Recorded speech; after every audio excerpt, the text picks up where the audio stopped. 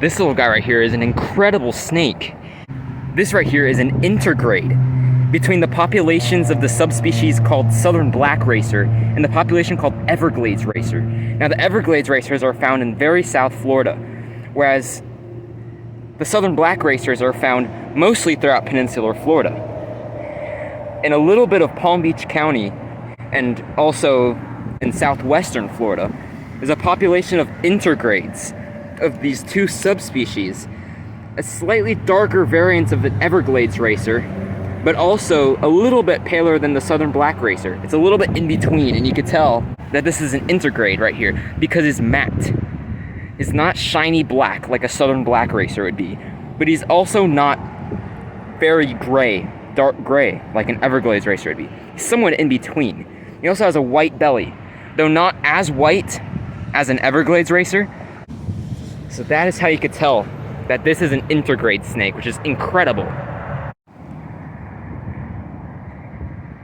Check out how calm he is. Now, he was a little snappy when I caught him. He didn't bite me, he just tagged me a couple times and musked a little bit. But I've noticed that catching racers in Florida is it's hard because they're fast. But if you get the right angle on them and you pick them up, they just move around a little, and then you don't have much to worry about.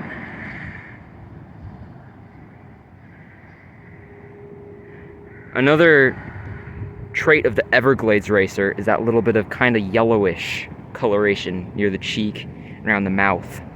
You can see there's a little bit of that on this guy too. In the sunlight, you could see a little bit of brown on top. Everglades racers have a brownish sheen to them in the light, although it's a bit more apparent than in this guy.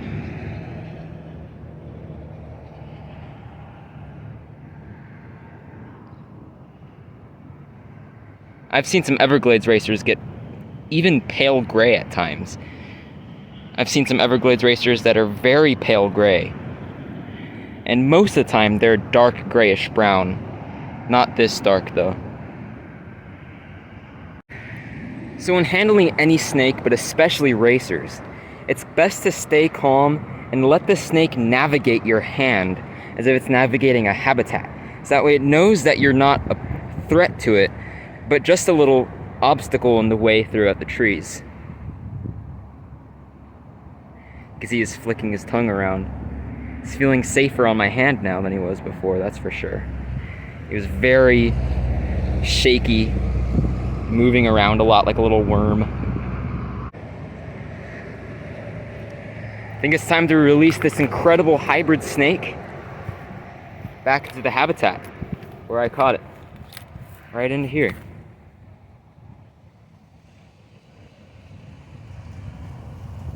Disappears right into the underbrush.